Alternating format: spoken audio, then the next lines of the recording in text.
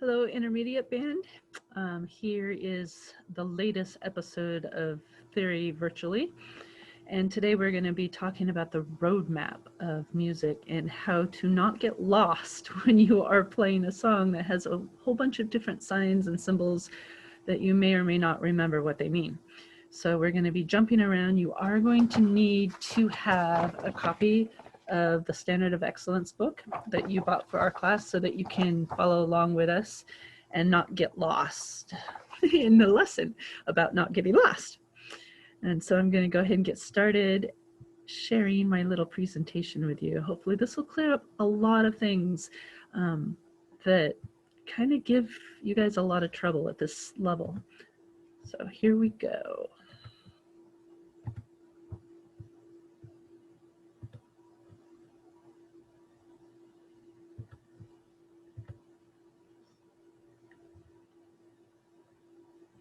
All right.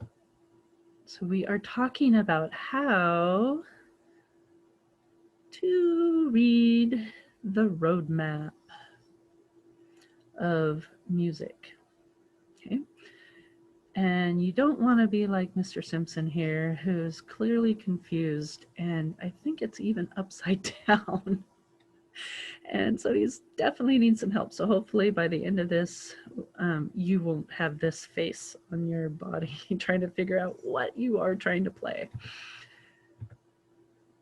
What is a musical roadmap? Well, just like a map that you might use to get to your favorite vacation spot or the Sawtooth Mountains behind me, you have musical maps, and it helps you to not get lost in the middle of a song. And if you've ever been playing along and it seems like the whole band is somewhere else, that's probably because you missed one of the road signs. This roadmap of the song includes things like repeats, special endings, and a whole bunch of signs and symbols that tell you where to jump around to in the written music. It's important to know that the audience doesn't see all these things. This is just in the written music. So the first one we're going to talk about is actually two things put together: repeat signs and first and second endings. And I really hope this is a review, because you should have learned this in the beginning band section, but just in case you've forgotten, repeat signs tell you to play a section over again.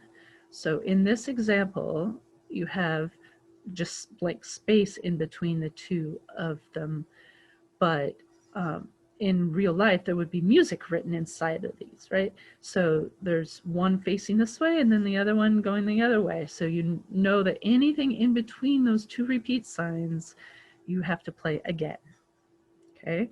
So these individual, like two lines and the two dots, those are repeat signs, and they face different directions to let you know what is inside of those two marks. First and second endings are at the end of a repeated section. They work together with repeat signs. So in this example, you would start right here on this half note, and you would play along these first three measures. This right here is the first ending. You play through those two measures. You see this repeat sign that jumps you all the way back to this half note at the beginning again. Okay, so you play these first three measures again. This time you're going to skip the first ending because you've already played that, and you go straight to the second ending and then finish out the song. There's your double bar, so you know it's over. Okay, so first and second endings are technically these things written over the top of the music. So the one with a line and two with a line, those are the first and second endings. Okay, sometimes you'll have a third ending or some other crazy things, but most of the time there's only two. The important thing to remember is that you don't play the first ending the second time. And it seems kind of intuitive, like you wouldn't play the first ending twice, but a lot of people get confused there, and they would want to play the first ending and then play the second ending without repeating in the middle, and it just gets very confusing. So just remember that the endings you only play once each. Okay, so repeat signs and first and second endings work together. The next thing I want to talk about really isn't a roadmap issue, but it does confuse a lot of you when you see it, and that is multi-measure rests. And That is in your book too, in what we're going to look at in a few minutes. So I want you to be aware of what it is and know what to do when you see it. So in this example, you would count 2 measures of rest and then continue playing. Okay? This big bold line with a 2 over it means 2 measures of resting. So you would count, because it's in 4/4, you would count 8 beats. 1, 2, 3, 4, 2, 2, 3, 4, and then start. Okay, this number here too could be anything. It could be 5, it could be 10. Sometimes if you're a percussionist, it could be 21. You can have any number of rests in here, and that just means you have to count that many rests. Okay, so again, not really a roadmap issue, but something that really does confuse a lot of you. The next things are rehearsal marks, and these don't really affect the music at all. In fact, the audience is completely unaware of them, but they allow us to talk during rehearsal about a specific area of the song and not have to say, well, it's kind of in the middle of your page on the third, whatever. It's much easier and quicker in rehearsal to say, let's begin at letter A. So this square with the A in the middle is rehearsal letters. You can also have numbers like this one with, and it can be a square or a circle, it doesn't really matter. It just, that's a style thing on whoever printed the music. But they're all rehearsal marks, and they're only there to let you talk about it easily with other musicians. So you can think about them like the chapter and verse notations in your Bible. So if you want to say, let's read John 3:16, we know that it's chapter 3 of book John, verse 16. These rehearsal marks are the same idea. It just gives you a certain segment of the music to talk about without having to be really long-winded about it. So that's pretty simple. The next thing is a little bit more complicated, and that is the dies al fine sign. And these are really 2 things. One of them is the del segno sign, which looks like this. It has this curly S with a line in the 2 dots, and that sign is called the del segno. So the DS sign, most people just say DS because it's easier than saying del segno. The DS sign is what you look for in order to know where to go back to sometimes. So the fine is where you will finally end the song. So that's all the places defined, but let's take an example of it in your book so that you can really see how this works in real life. So I would like you to look at page 7 on your book. And I'm looking at the trumpet part, but it should be fairly the same on all of your papers. So you can see at the beginning, you have a measure 9 in a square. So that is a rehearsal number 9. Happens to be the 9th measure of the piece. And above that is your del segno sign. There's the curly S with the 2 dots and the line through it, right? If you continue scrolling past, you see more rehearsal numbers, and then right before measure 29, you'll see the fine. And it looks like fine to you, F-I-N-E, but it's pronounced fine, and it means the end. And that can be confusing because it's not at the end of your music, right? But that is where the song actually ends, and we'll see why in a minute. If you keep scrolling down with your eyes, near the end of the written music, you see the DS al fine, way at the end, measure 68, right? So you see right at the top of that measure, it says DS al fine. So that tells you to go back to the DS, which is at measure 9, and play until you reach the fine sign, and then the song is over. Okay, so on Joyeux Noel, you would start at the beginning, you'd play the first 8 measures, continue on through measure 9 where the del segno sign is, you keep playing, there's some more things going on with the whole thing, you get down to the DS al fine sign on measure 68, you jump back to measure 9, you don't go to the beginning, you go to the del segno sign, and then you keep going until you hear or see the fine. Okay, so you really play measure 9 through 29 or 28 twice in the song, okay? And that keeps them from having to print it out a million times. It saves a lot of things, and it really isn't that hard to understand, but you do have to know what it means or you can't do it, right? So hopefully that helped a little bit. The next one is one that we get confused with what we just talked about, and that is the da capo al coda. So the DC al coda is the next one. And so let's define what these words mean, and then I'll again show you in your music what it looks like. So my picture of the head here is because da capo means the head.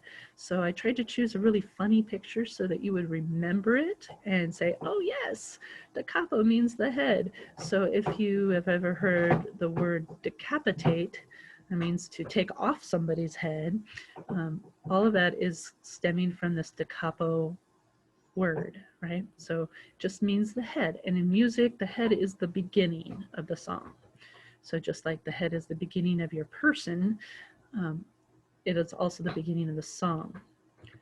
Coda is a special ending to the song, and it can have the word written out or have the symbol or both, as we're going to see. If you move to page 16, I think, yes, in your book, we have Rock Island Express on page 16, and there is a DC al coda marked on measure 38. On mine, it's kind of near the end, about 3 or 4 stanzas above the end of the song. And it's written out DC al coda, just like I have written down here on your screen. Okay, DC al coda. And so that tells you to go to the head. What is the head? The head is the beginning.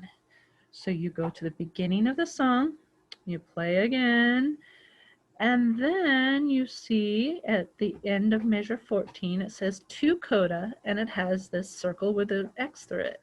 That's the coda sign. So that means you go from measure 14, you skip everything in the middle, and you go down to the bottom where you reach measure 39, and you see this symbol again, and it's the word coda. That means this is a special ending, and this is how you finish the song. Okay, so on Rock Island Express, this is how all of this works. You start at the beginning, right? And you play. And then at measure 9, you notice there is a repeat sign. So that means that that section's gonna have a repeat in it. So you have to make kind of a mental note about that. You keep playing, you skip the to coda sign because this is the first time through. And measure 15, you see the first ending. Okay, so you play through the first ending and boom, there is your other repeat sign that sends you back to measure 9. Okay, so now we're playing measure 9 again. We keep going, again skip the coda sign, and you play the second ending. You do not play the first ending again because you've already done that. You just keep going and you play the second ending. Then you come to measure 19. Oh, we have another repeat sign there. So you keep going. There's another first ending. This time you repeat to measure 19, not to measure 9, because we've already played that repeated section. Okay, so don't get confused. You go the first ending and measure 30, you go back to measure 19.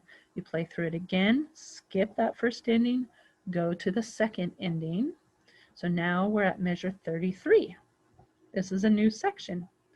There's a few measures there, and then you see the DC al coda in measure 38. Okay, that means to go back to the beginning and play to the coda sign. So you go to the head, da capo, and you keep going, and this time you get to measure 14, and you see to coda. Boom, circle with an X through it. You skip all that stuff in the middle, and you skip to measure 39. And then you can finally end this song because you've played through the coda then. Okay, so that took a long time to talk about, but in reality it doesn't take very long to look at. Once you know what these things mean, you just see them and you go, oh, okay, that's what that means, I remember now. So just don't get del segno and DC mixed up. that seems to be a very confusing part of this kind of thing. So just remember that dal segno is a sign that you have to look for, and da capo just means the head or the beginning of it. So that's the biggest difference between the two. Okay, so I've very quickly gone over about 8 things I really want you to understand. And so I'm going to recap them for you so that you kind of have it just a refresher. Repeat signs is the first thing we talked about, and that is just telling you to play a section again, right? They're the 2 lines, 2 dots, and they face different directions depending on which direction you're going.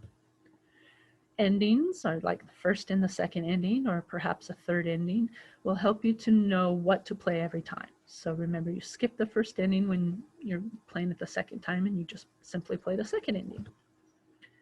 Multi-measure rests are just a bunch of rests put together, and instead of writing them all out, they just give you a number. Rehearsal marks just help you talk about the music with other musicians and know where you are. They're just a way to show where you are. Del segno is that curly S with the 2 dots and the line through it, and that helps you know where to jump to. If you see a DS, that is the DS sign. Da capo means the start of the song. That's the head.